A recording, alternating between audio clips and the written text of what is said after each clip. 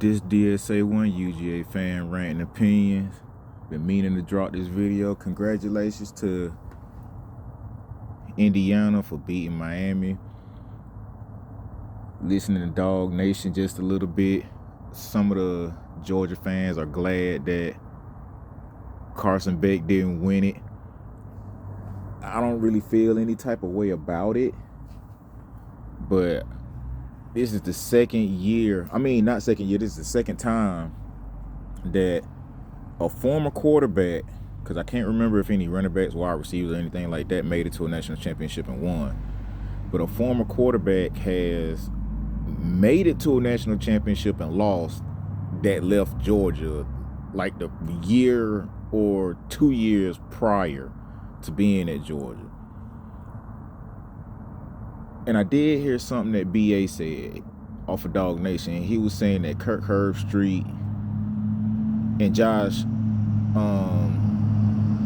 Hobbs, the Governor's Bulldog. Sorry about that. The Governor's Bulldog, I think that's the name of the channel. He also spoke on it too, that Kirk Herbstreit and ESPN kept making it seem like Carson Beck was having some type of issue at Georgia before he left. Like, Georgia fans and the staff and some of the players possibly, allegedly, could have been treating him bad, and that's the reason why he left.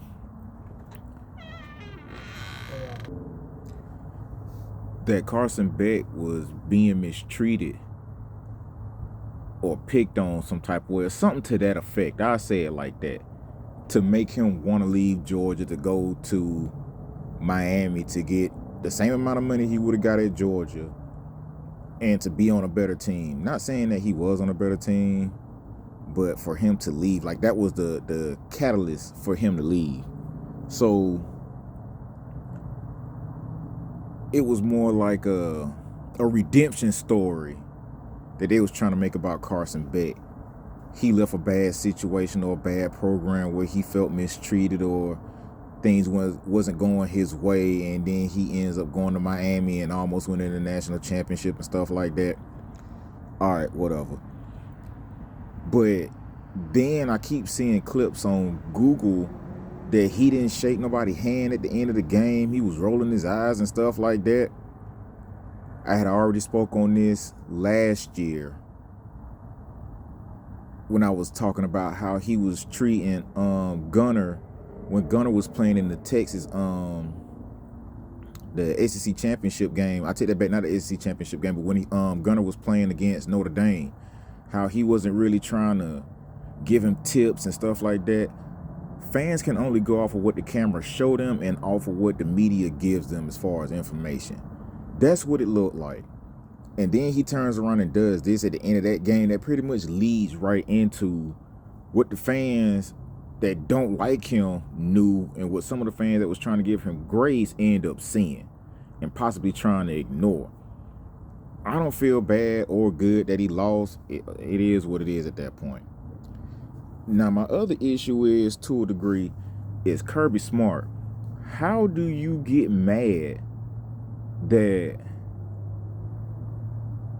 the fans weren't there at the as many fans weren't there at the Ole Miss game when Georgia lost to them? But looking at how Georgia played, like a lot of people were saying, Dog Nation, ESPN, Hobbs, and a couple other people, it was like they knew what Georgia was doing before Georgia did it. And that's an issue. We've been saying that. And now, I want to say within the last 24 to 48 hours, they got the offensive line coach that was at the Broncos the year that they won the Super Bowl. He's there now. And the original offensive line coach is now an analyst. Don't know how much that's going to make a difference when a lot of people were saying that the Georgia offensive line was young due to a lot of injuries. And I kind of blame myself to a degree for not noticing certain things, but I did not notice from the time Kirby Smart got there up until now, he rotated in a lot of players on offense and on defense. Or I just say the coaching staff rotated in a lot of players on offense and on defense.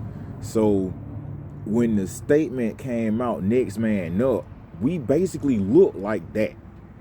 Now it don't look like that. It look like the starters are getting all the reps. They go down.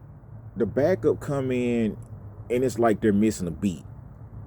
Like they don't know. I'm not going to say they don't know. They're just not as seasoned as the older players are. And from what I've been hearing, a lot of the teams that made it to the playoffs either had players that was, I'm going to say, extremely old for college, like 24, 25, or 23 to 25. And that's how they won. On top of that, they had a lot of bought players. Kirby, to me, is trying to be on some Dabo Swinney 3.0 type stuff. I want the players to come to Georgia because they want to be here, and we're not going to pretty much break the bank for one player or a few players, and I kind of understand that. Texas A&M did that. Their whole roster, I forgot what year it was pretty much bought, and they almost all left the following year. Then another team, I want to say Ohio State did that, but I think a lot of their players stayed, except for, of course, the ones that were graduating and going to the NFL, or basically the ones that was just graduating or transferred out. Georgia lost some players in that regard, which is going to happen every year. Even before NIL, which helped boost it, that's just something that's going to happen. And I already spoke on how to deal with the NIL situation, and people keep acting like it's so hard to do. Every school in the Power 4 and below give each player a set amount for their position. That way, the committee that the schools have, the collective, they can hold on to some of that money if you need to get another player or pay a player for doing a good job, which should help cut down on players transferring immediately. Like hearing about another quarterback that Georgia got. Georgia got so many quarterbacks that don't get into the game. I'm still not understanding why Kirby keep doing that. Kirby's not going to he's not going to start. I take it back, not even start. He's not going to put in a quarterback if the original quarterback is either doing pretty good or looks like trash. We've seen that numerous times. This should not be a surprise that Georgia picked up another quarterback. Like, it doesn't make sense. Why are you picking up another quarterback? The wide receiver room needs to be rebuilt to a degree. The DBs, linebackers, and linemen. That's what needs to be done, but we're getting another quarterback on top of a freshman that's coming in the 26-27 class. Beaver, we don't even know if he's going to stay, or even if he can beat out Ryan Puglisi. And from what I'm hearing, Puglisi is like a mini Brett Favre. Got an arm trying to fit it in the tight windows, but he's throwing a lot of interceptions. Maybe that's the reason why they got Beaver, but I don't even know if Beaver has played a lot of snaps. Not even a lot, but a few snaps to get his feet wet. And now Bobo, from what I heard from Josh, I think Josh said it, Bobo wants to get a scrambling or at least a mobile quarterback. I've been saying that. I've been saying that since Stetson was there, that Georgia needs a mobile quarterback. Georgia doesn't have any mobile quarterbacks, at least even on the second and third string, to have them prepare for a way to deal with other teams with mobile quarterbacks. When Stetson was there and he was the backup to Fromm, Georgia defense was slowing down, if not stopping mobile quarterbacks. If anybody has noticed since Stetson left, oh yeah, on top of that, Gunner was a good one that was on the practice squad too, that helped the defense deal with mobile quarterbacks. I'm not understanding how the defense is not able to deal with a Trinidad Chambliss or a quarterback that's out of Texas A&M. And I want to say DJ Lagway, but he was iffy at best. But back to Kirby. How the hell you get mad that the fans are not showing up, but you got your coaching staff putting out this type of product on the field, and that next man up stuff is not really working out like you and other fans and the staff and the players have said? It don't look like another next man up type situation. It looks like Georgia's going to rebuild like the 26-27, or at least the 27. I mean, not 27, 2016-2017 season, going into the maybe 2018-2019 season. That's what Georgia is looking like to me with the reports that are coming out. Got the running back from Kentucky. Don't know how he looked. I don't know how he looked. Some of y'all may know, but I don't know. So hopefully he's an addition to the running backs that Georgia has. And on top of that, this Facebook chat that I was looking at yesterday, this dude went and chat GPT the difference between the Todd Monken offense using the tight ends, which is what I was talking about on the previous video, compared to how Bobo uses the tight ends. The tight ends made up, I want to say, 23 to 35% of the passes, which is what helped Georgia. Bobo don't use tight ends. How the hell do you not use the tight ends and then wonder why we can't really move the ball? The tight ends are a problem. The tight ends cause so much discombobulation when it comes to dealing with other teams. That's how we end up winning. That's how Brock Bowers was such a threat.